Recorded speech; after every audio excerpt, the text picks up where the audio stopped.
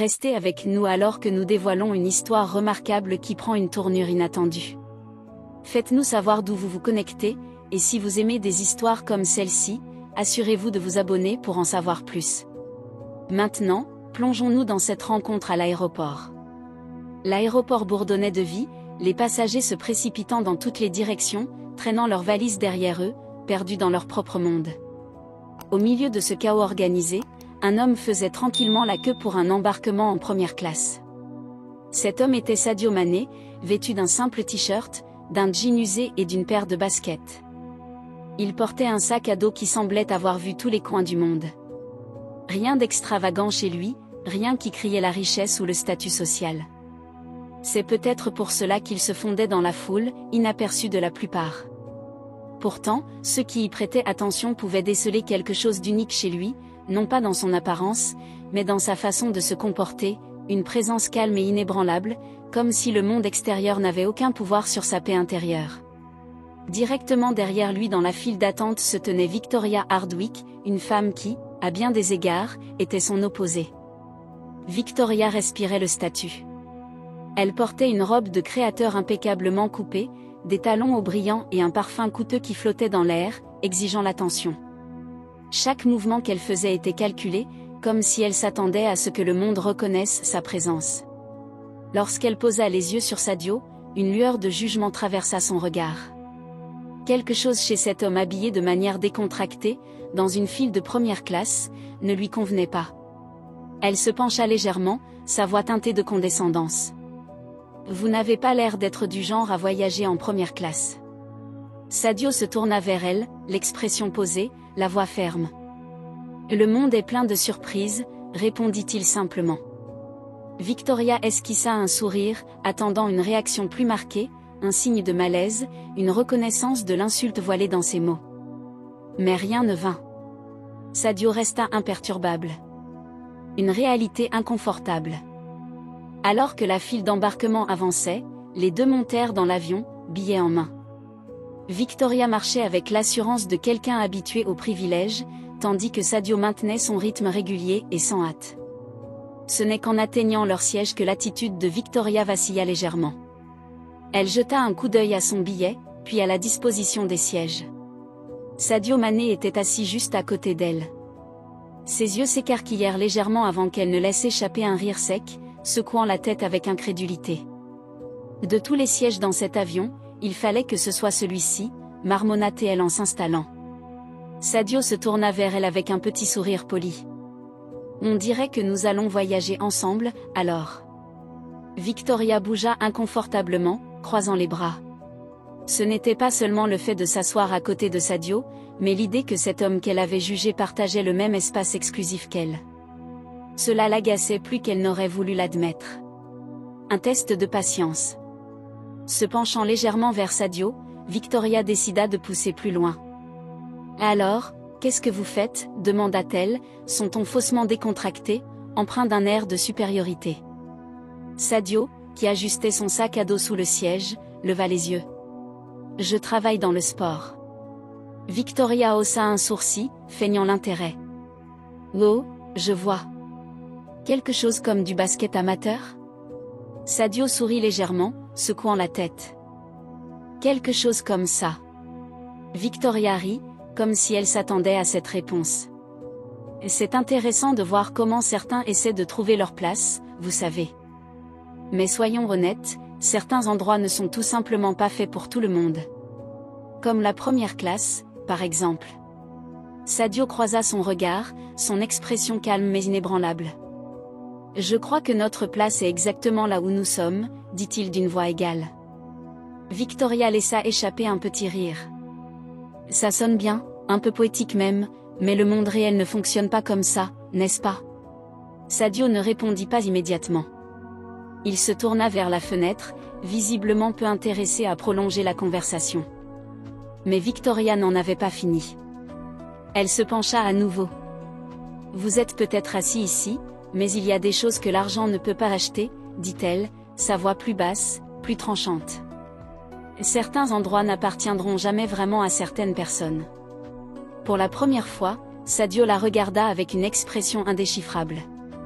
Ce n'était pas de la colère, ni de l'offense, mais quelque chose de plus profond, une force tranquille. Victoria sourit, pensant avoir marqué un point. Elle n'avait aucune idée de ce qui allait suivre. Le moment de vérité. L'avion était en vol lorsque le service des boissons commença. L'hôtesse s'approcha, commençant par les passagers de première classe.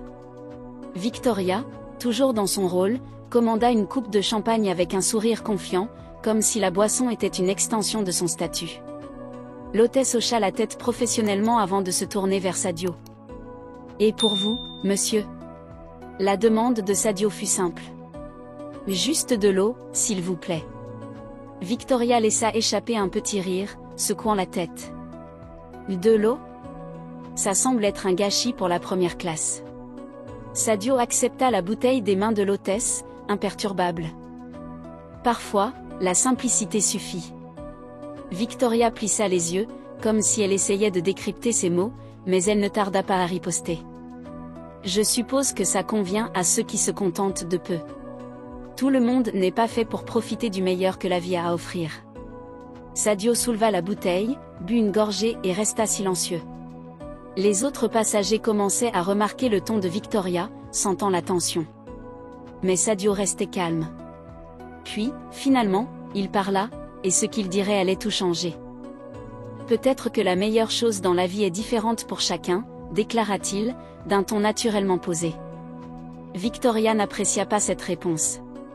Elle inspira profondément, comme pour reprendre le contrôle de la conversation. « Il y a des choses qui sont simplement hors de portée pour certaines personnes, dit-elle, sa voix subtilement acérée. Certaines choses ne sont pas destinées à tout le monde. » Une hôtesse, occupée à s'occuper des autres passagers, jeta un regard discret dans leur direction. Elle envisagea d'intervenir, mais après avoir évalué la situation, elle réalisa que ce n'était pas nécessaire. Sadio restait calme, dégageant une confiance tranquille. Un léger sourire apparut sur ses lèvres alors qu'il tournait son regard vers la fenêtre, indiquant clairement que la conversation ne le dérangeait pas. Mais Victoria n'était pas satisfaite. Elle voulait une réaction, ébranler le sang-froid de Sadio. Elle poursuivit. « Vous savez à quoi ressemble la vie en première classe ?» demanda-t-elle, ses mots chargés de sous-entendus. L'expression de Sadio restait sereine, mais un subtil changement dans ses yeux suggérait une fermeté sous-jacente. « Que ce soit par chance ou par effort, dit-il d'un ton neutre, nous atterrissons tous au même endroit une fois le vol terminé. » Victoria ne répondit rien. Un bref silence s'installa, juste assez long pour que les passagers environnants le remarquent. Quelques-uns échangèrent des regards, conscients de la tension qui couvait. Victoria sourit, mais son expression trahissait une tension. « Eh bien, dit-elle, essayant de reprendre pied, certains d'entre nous sont simplement à un niveau différent. Tout le monde ne comprend pas la vraie valeur d'être ici. » Sadio se pencha légèrement en avant, croisant les bras avec une confiance tranquille. « La vraie valeur d'être ici, dit-il, désignant leur environnement luxueux, n'a rien à voir avec ce que vous avez. Il s'agit de la façon dont vous traitez les gens. » Ces paroles pesèrent lourd dans l'air. Victoria laissa échapper un rire forcé, tentant d'ignorer la remarque, mais le changement dans l'habitacle était tangible. Les passagers avaient commencé à suivre l'échange, non pas en simples spectateurs, mais en juges discrets de la bataille tacite qui se déroulait. Un couple assis quelques rangées plus loin échangea des regards entendus, semblant reconnaître Sadio. Ils restèrent silencieux, respectueux de son intimité, mais une admiration brillait dans leurs yeux. Victoria, de son côté, commençait à ressentir la tension qu'elle avait autrefois appréciée se transformer en quelque chose d'inconfortable. Sa posture confiante vacilla légèrement, bien qu'elle refusât de l'admettre. Une petite voix au fond de son esprit murmurait que la dynamique de la conversation avait changé. Une vérité révélée. L'hôtesse passa à nouveau, ramassant des verres vides. Victoria, déterminée à reprendre le contrôle, saisit l'opportunité. « Tu sais ce qui est drôle, dit-elle, sa voix teintée d'un amusement qui ne se reflétait pas dans ses yeux. Les gens qui parlent d'humilité et de simplicité sont généralement ceux qui n'ont rien à montrer. » Sadio l'étudia un moment, puis se pencha légèrement, croisant son regard avec une intensité calme. « J'ai remarqué, dit-il, que ceux qui parlent le plus de ce qu'ils ont sont souvent ceux qui se sentent les plus vides intérieurement. La déclaration frappa comme une vérité implacable. Pendant un instant, Victoria resta sans voix. Elle ouvrit la bouche pour répondre, mais aucun mot ne vint immédiatement. Finalement, elle laissa échapper un soupir, secouant la tête. « Écoutez, je ne veux pas être impolie, dit-elle, reprenant son sang-froid, mais le monde est compétitif. Si vous ne montrez pas ce que vous avez, les gens vous négligeront. C'est la réalité. » Sadio se pencha en arrière, son expression inébranlable. « Peut-être, dit-il, mais le véritable succès n'a pas besoin d'être annoncé. Il parle de lui-même. » Ces paroles portaient une vérité indéniable, et l'atmosphère en première classe changea complètement. Ce qui avait commencé comme une conversation informelle avait évolué en un échange qui captivait presque tout le monde autour d'eux. Victoria sentit le changement et se força à rester calme, masquant sa frustration avec un sourire. « La philosophie, c'est bien, dit-elle, mais le monde réel ne fonctionne pas comme ça. » Sadio la regarda un moment avant de répondre, avec le même calme inébranlable. « Le monde réel est façonné par les gens, déclara-t-il, et en fin de compte, la façon dont nous traitons les autres en dit beaucoup plus sur qui nous sommes que tout ce que nous possédons. » Victoria expira brusquement, sa frustration à peine dissimulée. Elle était entrée dans cet échange dans l'espoir de le dominer, mais la balance avait penché. Sadio ne se contentait pas de répondre, il changeait la perspective de ceux qui les entouraient, et peut-être même la sienne. Une leçon durable. Le vol continua, et la tension dans l'air était palpable. Sadio, cependant, restait imperturbable. Il se tourna à nouveau vers Victoria, d'une voix mesurée. « Je comprends votre point de vue, dit-il, le monde est sans doute compétitif. Mais j'ai appris quelque chose au fil des années, quand quelqu'un ressent le besoin de prouver constamment sa valeur, cela vient souvent d'une insécurité intérieure. » Victoria plissa les yeux, son expression se durcissant. « L'insécurité, répéta-t-elle avec un rire, bien que cela sonnât creux. Je n'ai aucune idée d'où tu tires ça, mais tu ne pourrais pas te tromper davantage. » Sadio sourit faiblement, secouant la tête. « Peut-être, dit-il, mais j'ai rencontré beaucoup de gens qui pensaient que leur valeur était définie par ce que les autres voyaient. Et en fin de compte, ils essayaient simplement de combler quelque chose qui leur manquait. » Ces mots frappèrent Victoria plus profondément qu'elle ne l'aurait cru. Presque inconsciemment, ses doigts effleurèrent le bracelet de luxe qu'elle portait, comme pour se rassurer. Elle se redressa rapidement, chassant le doute momentané qui avait surgi. « Ce n'est pas tout ce que je suis, dit-elle, la voix plus ferme, comme pour convaincre non seulement Sadio, mais aussi elle-même. J'ai travaillé dur pour obtenir ce que j'ai. Je n'ai besoin de personne pour me dire comment vivre ma vie. » Sadio resta silencieux un moment, l'étudiant avec une compréhension tranquille. Puis, avec un léger signe de tête, il parla. « Je ne dis pas que vous n'avez pas travaillé dur. Mais parfois, nous sommes tellement occupés à prouver notre réussite que nous oublions de nous poser une question importante. » Victoria haussa un sourcil, attendant. « Qui sommes-nous, dit Sadio, d'une voix calme et profonde, sans tout ça ?» La question resta en suspens, plus lourde que tout ce qui l'avait précédé. Pour la première fois, Victoria n'eut pas de réponse immédiate. Elle pinça les lèvres, bougeant inconfortablement sur son siège. La question remuait quelque chose en elle, quelque chose qu'elle n'était pas prête à affronter. Une révélation inattendue. Peu de temps après, une hôtesse s'approcha avec un sourire chaleureux. « Monsieur Manet, le capitaine m'a demandé de vous informer que votre connexion en Arabie Saoudite est confirmée. Il vous transmet également ses meilleures salutations et vous souhaite du succès dans votre prochain chapitre avec Al Nasr. » Le nom traversa l'atmosphère feutrée comme un éclair. Une vague de reconnaissance se répandit dans la cabine de première classe. Les passagers échangèrent des regards, murmurant entre eux. La tête de Victoria se releva brusquement. Elle cligna des yeux, l'incrédulité assombrissant ses traits. « Sadio Mané » marmonna-t-elle, presque pour elle-même. Sadio répondit au murmure d'un signe de tête poli, son attention restant sur Victoria. Pour la première fois, elle le regarda non pas avec hostilité, mais avec une réalisation stupéfaite. « Tout va bien ?» demanda Sadio, un léger sourire jouant sur ses lèvres. Victoria ouvrit la bouche, mais aucun mot n'en sortit. Autour d'elle, Les passagers observaient avec un intérêt renouvelé, certains chuchotant, d'autres se contentant de regarder. Elle se sentit soudain vulnérable, une sensation inhabituelle et inconfortable pour quelqu'un qui s'enorgueillissait toujours de garder le contrôle. Elle s'éclaircit la gorge, cherchant une explication. « Je ne savais pas », balbutia-t-elle, mais elle s'interrompit, le poids du moment pesant sur elle.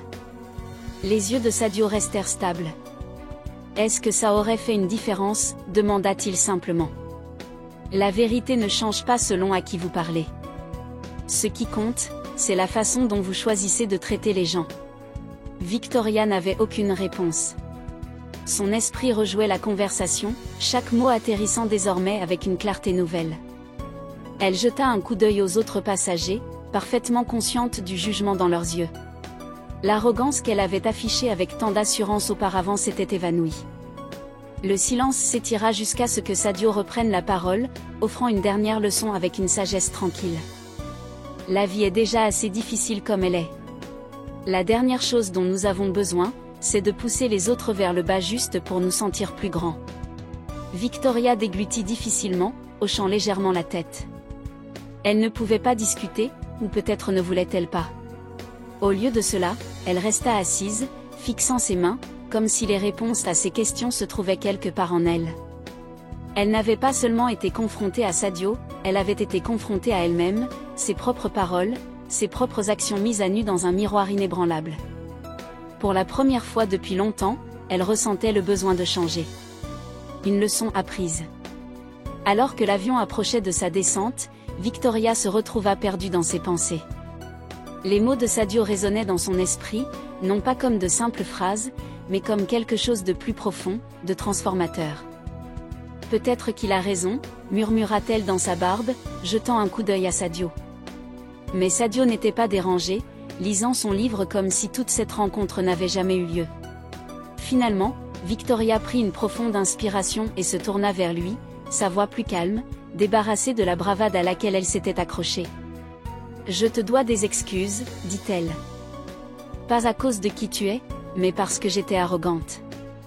J'ai agi comme une idiote. » Sadio leva les yeux, son expression toujours aussi calme. Il laissa les mots s'installer avant de répondre. « J'apprécie vos excuses, dit-il, mais plus que cela, j'espère que vous en tirerez des leçons. » Victoria hocha la tête, le poids de ses mots s'imprégnant. C'était plus qu'un simple échange entre deux inconnus, c'était une opportunité, un moment de bilan. Sadio continua, sa voix empreinte d'une force tranquille. « Parfois, les choses que nous recherchons dans le monde sont précisément celles qui nous manquent en nous-mêmes. J'espère que vous trouverez ce qui compte vraiment. » Alors qu'il débarquait, Victoria s'attarda dans le terminal, regardant Sadio s'éloigner. Elle vit comment les fans s'approchaient prudemment, les yeux pleins d'admiration. Sadio accueillait chacun avec patience, avec chaleur, jamais pressé, jamais arrogant.